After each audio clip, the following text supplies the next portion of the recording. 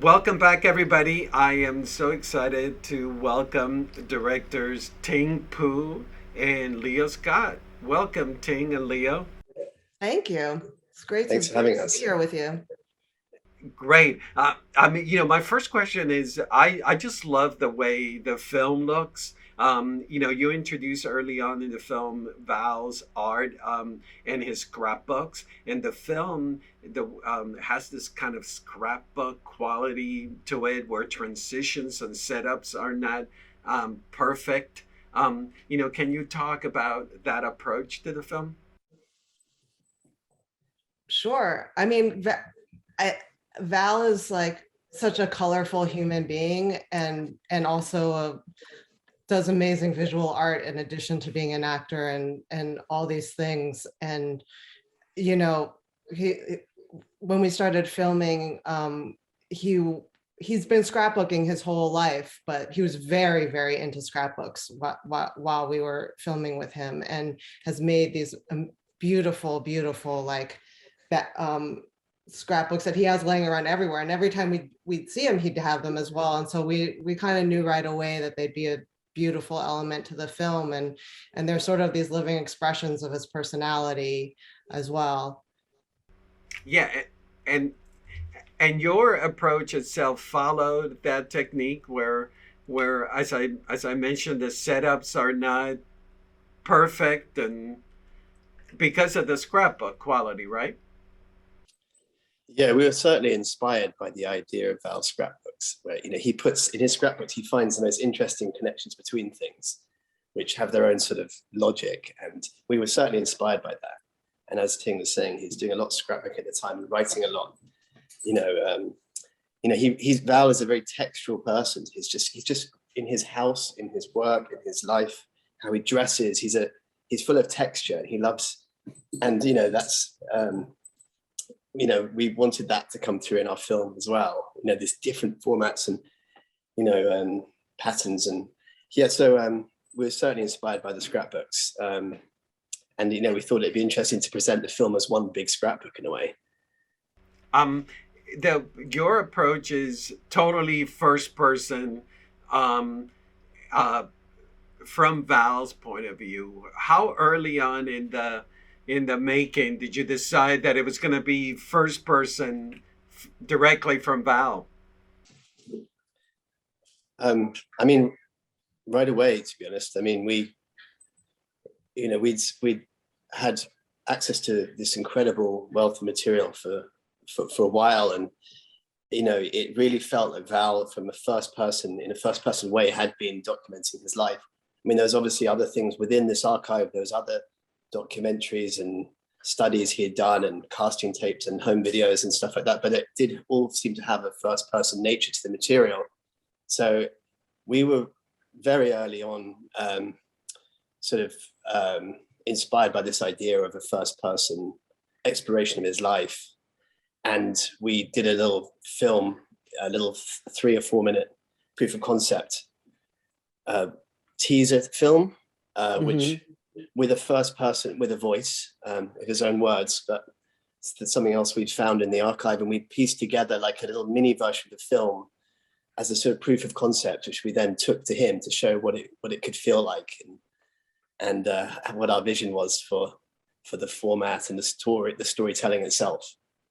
But going with this approach of first person, it required the participation of Val, and right away he agreed to participate in it. Yeah, for sure. I mean, I think once he saw that little example of what it could be, he got it right away.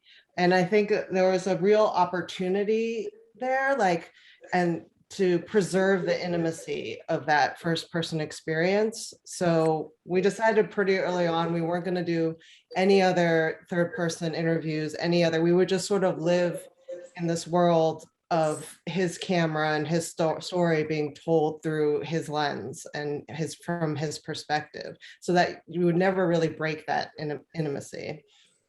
And Ting and Leo, I was just curious, how did the throat cancer and the tracheotomy impact the making of it and your choices? Well, because we were making this first person exploration of his life in a subjective way, we obviously would need his participation, and we'd need certain sequences to be narrated by him. And because of the difficulties of his limitations in being able to be able to narrate the whole film, we decided early on to explore this idea of Jack being the narrator of the film. So, like, to now answer your question, I suppose his not having him be able to narrate, or choosing his son to narrate the film was something that we did for that reason. Sorry, I didn't say that very clearly. Ting, do you want to add to that, maybe? Yeah, I mean, I think, we wanted his life to be told through his words, and narrating the entire film was going to be a challenge. But we had a wonderful opportunity, as happens a lot in filmmaking. A big challenge becomes a big opportunity to have his son narrate, and we were all sort of taken aback right away, upon first slugging his voice in there, how much he actually sounded like. I don't think we even realized how much he would sound like Val, and how quickly you would even forget that it was Jack, halfway through the film, and just live and hear Val. So it ended up being like a wonderful layer to the film. Absolutely. When you were looking through the thousands of hours of tapes, what qualities and what themes were you looking for? Was there a particular criteria when you were looking at the tapes? I mean, I think, in the beginning, you're just kind of looking as like a movie fan, and just completely mesmerized by being on the sets of all these famous films, in a like an inside look that you've never really seen, of like iconic films like Top Gun and Tombstone. But then as you're watching, I think you're looking for, well, two things really. The things that really became milestones for him on his path as an artist and an actor, and then the things that that he went through as a human being, that sort of we all go through, and we can all kind of empathize with and see a bit of our own lives in, which is like falling in love, having career wins and losses, family struggle, death, illness, all these major themes that impact all of us, and really, tell us something about his struggle, and hopefully something about ourselves as well.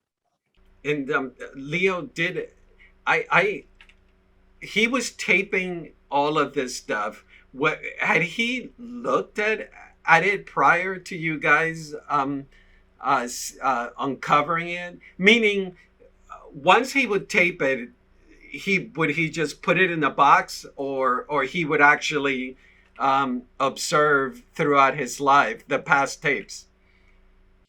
Well, I mean, much of it he hadn't looked at. Like, I don't think many of us really look back on things we film. I always plan to go back to my old photos and videos and piece them together. And it's always something you're going to do.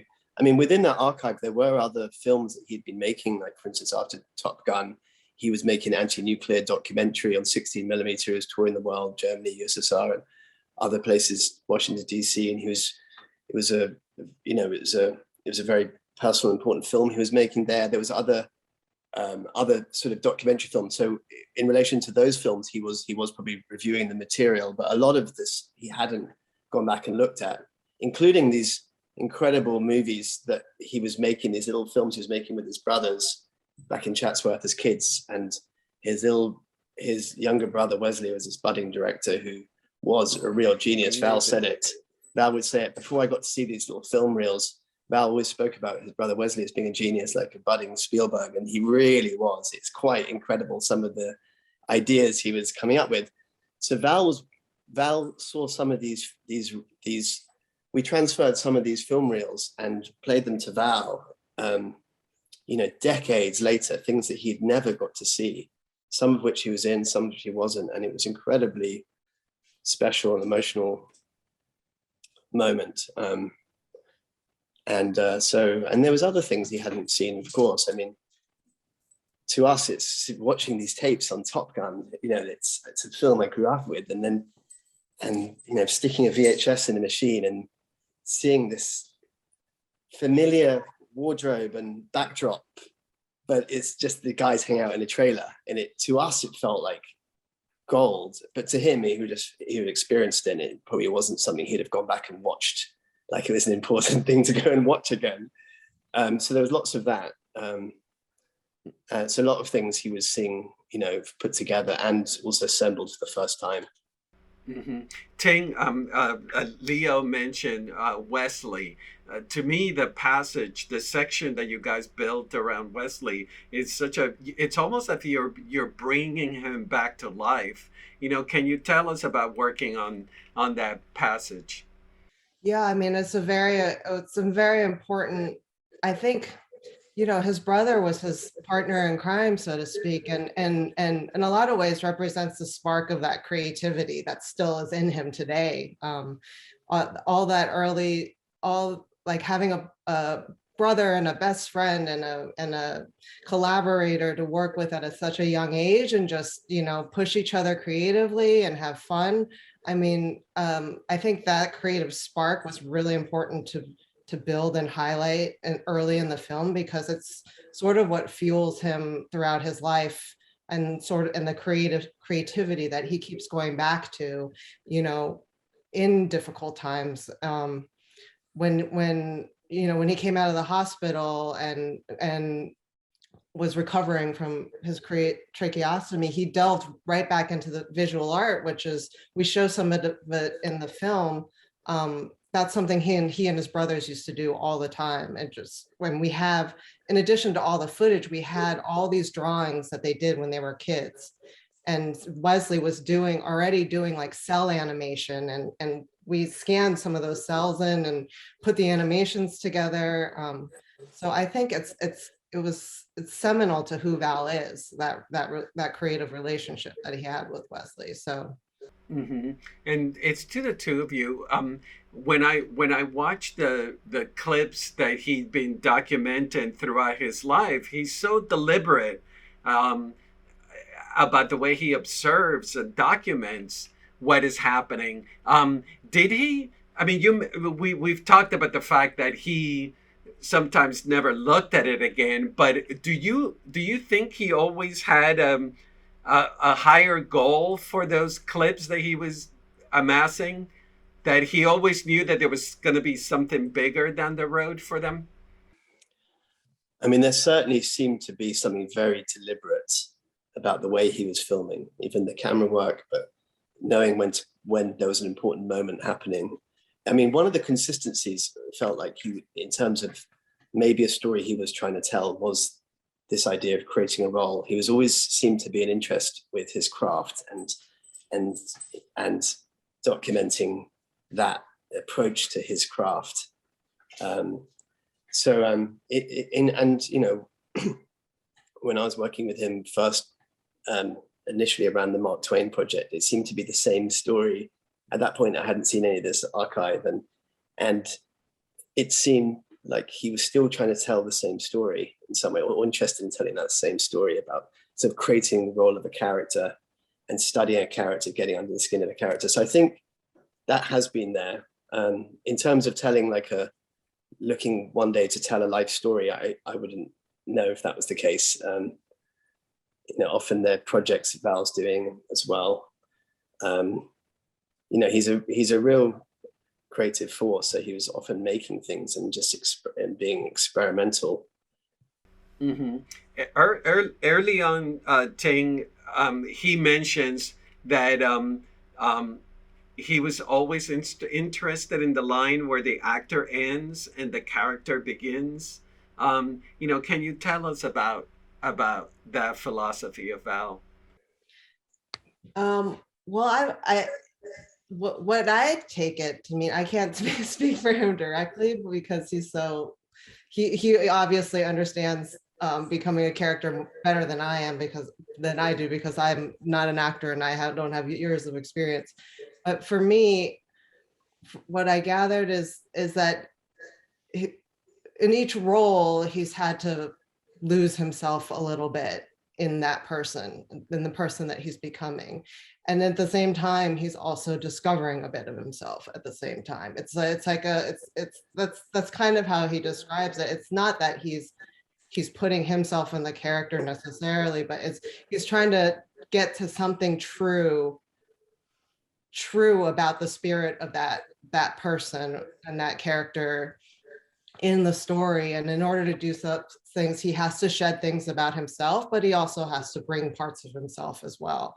And so it's like it's kind of a melding of the two people, him and the character. And that's the way it's been described to me. And I've never experienced it, but it's sounds like a lifelong pursuit. And that's why I think he was so determined to find the most interesting characters possible, because they would challenge him, as an artist, and he would sink himself. It's a project that he took very seriously. And the more interesting the role, the better the project, the more juice to get out of it. Um, I, I, I was so enthralled watching this film to the point that I forgot that I was watching a documentary. Feels like you're watching a fiction film, a feature, and it's so immersive. Was that your intention for us to to feel more like a feature film? I mean, I think so. I mean, we kind of in our early versions of when we're first kind of writing some of the themes and the ideas behind the storytelling, we actually even had more sort of magical realism, we were calling it, something that Val was excited about too, and to include more sort of filmic sequences to interweave into the film. And there's probably less of that than we had set out to do, but I'm kind of pleased that this kind of came across in our film, and we kind of set out early on to include more moments of magical realism within the film, and sort of tease the form a little bit and play with the idea of sort of truth and fiction and what is a documentary, and try and present something in its own sort of form. The fact that Val is a movie star sort of felt that added another layer. Yeah, it helps blur the line. Yeah. Though I have to ask you about the Frankenheimer, the director, and the whole sequence with the Dr. Moreau is such a intense sequence, and you address, Val there has a reputation, but you address the reputation, but you don't make the whole film about the reputation of Val. Can you talk about that? I mean, I think what we wanted the film to encompass, as much of him as a complete human being as possible. And that was like one thing that happened. So we wanted to include all the highs and lows, the difficult times, the good times, and not really editorialize on them, but let you experience them the way that he did, and not really we didn't shy away from showing any of that. And neither did Val, to be honest. When we first cut that scene, it was like twice as long as it is now. It was like a 12-minute, like nonstop, like, like it's a tense, the whole thing from beginning to end is a tense thing. And imagine twice as long of just that, like, intensity And we were pretty nervous to show it to Val, and I think he could tell, and he was like, and like what are these guys like? We kept like trying to preamble it, and when he watched it, he was like, "That's what you were worried about?" He was like, and like was just like, that's it's like that's what happened. It's all it's part of it. It's all part of it. Hmm. And then that same line, was there anything that was off limits? I'm thinking about how difficult that sequence to watch is in Comic-Con, and how vulnerable he comes across. Was there any aspect of the film that was off limits? No. To be honest, no, no.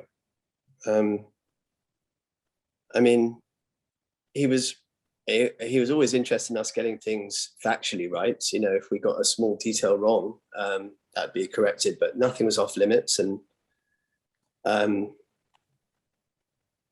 no. Mm-hmm. And tell us about the Comic-Con sequence. He was fine with showing the vulnerability of that scene. Yeah, I mean, I remember because we're in London for that, and it was actually quite a scary moment, because I was worried about what's going on here, and he was kind of ended up recovering from that moment, and we had documented it, and he hadn't wanted us to stop, and we included it in the film. And he doesn't have that sort of vanity, or he's quite sort of he was fine. That's the kind of thing that he's been experiencing, and he was fine for that to be included in the film.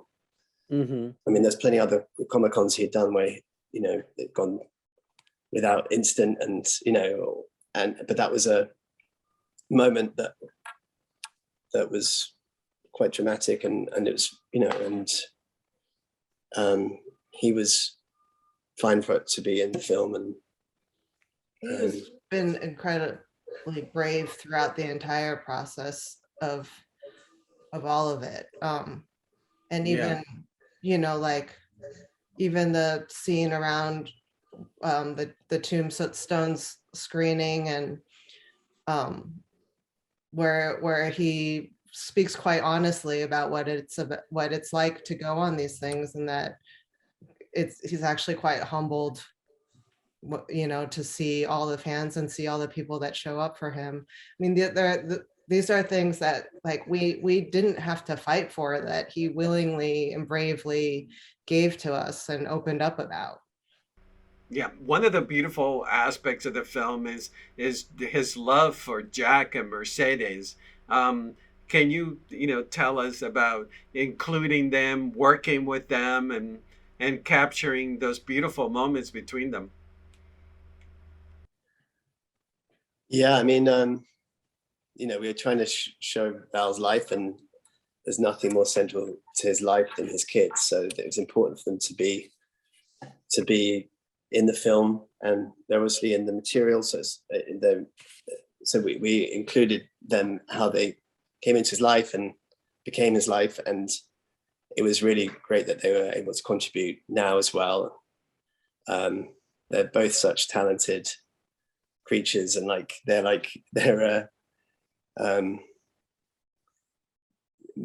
Jack was really involved early on, because we got him in to do these tests early on with the narration to prove, we were curious whether it was going to work, and he was very generous in coming along on that journey, because we're constantly evolving the words and the story, and having to get him to come into the studio again and again and again. And the more he did it, the more he was getting into that character, because he's even playing a character, in the voice. And Mercedes was, at that time living next door to him, and so she was, we got to shoot that kind of sequence, and there's some other material that didn't make the film that's really beautiful, like her playing the electric harp for Val, which I wish we'd found a place for. That was one of the most incredible things. Oh, wow. She's an incredible voice, super talented, super talented singer as well as actor. But yeah, we wanted them to be in the film, and it was really special being able to watch it back with the audience for the first time with Ting, myself, and Jack and Mercedes. While you were working on the film, did you show Val drafts of what you were working on, or did you wait till you have a full draft of the piece to show it to him? No, we would wait till we had like scenes basically, but we didn't wait for a complete rough cut, because we wanted to know, because we were working on the VO at the same time as we were cutting together these scenes. We wanted to show him once we had a complete scene, so that he could give us more context for the voice, more context around the stories.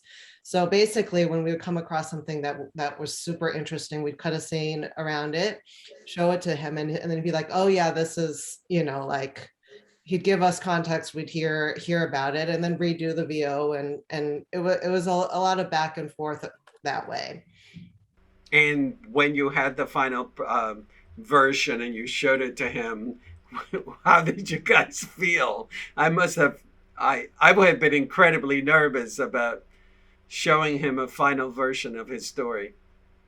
I think the final version, because it was like during COVID, so we were working on links at that point, but I do remember him calling me and Leo and just saying it's wonderful. And that was the best. Like, I think that was an amazing FaceTime call. Yeah, it was a really long process. So like, I remember when we first watched back the first assembly, which is like over 2 hours long, and yeah, like a much more primitive version of the film. But that was really exciting, as well. That was one of the most exciting times to watch it. And we watched it in Hell Mel, which is his studios in East Hollywood, on the big screen. We showed it to him there, and some of the people who he works with, and were there. It's quite exciting. Yeah, and my last question is, what would you like the audience to get out of watching your film? I find that incredibly inspirational, and how art is able to not only inspire you but heal you. I'd love to hear what you have to say about what you want people to get out of the film. I mean, that's an amazing takeaway, and I think like one of the biggest takeaways of the film. But I do hope they're inspired. I mean, to just follow their passion at all costs, the way that Val has, like with unwavering passion for the thing that he loves doing. And that's what I found most inspirational about getting to know him, just not only through his footage, but as a person. It just makes me want to pursue the thing I love with as much fervor as he has his entire life. Mm-hmm. Leo? And I suppose I would echo that, and also just I'm pleased that we're able to sort of explain who Val the man is. Like, it's almost like a film is almost the only format a film like this, it's the only format that could really explain him. And I think a lot of people have preconceived ideas of who he is, or just a movie star, or this or this. And when I first got to meet him, I was blown away by what a spiritual man he is, and how layered and soulful he is, and hilarious too, and such a hard worker and dedicated artist. I'm really glad that people get to see that, and in less than a couple of hours can get to understand him a little bit more. Yeah. Well, Ting and Leo is a tremendous achievement. I love this film, and you should be very proud of what you've done. Thank you so much. Yeah, and thank you for chatting with us today. I really appreciate it. Of Thank you so course. much. Okay, thank you. Thanks. Bye-bye.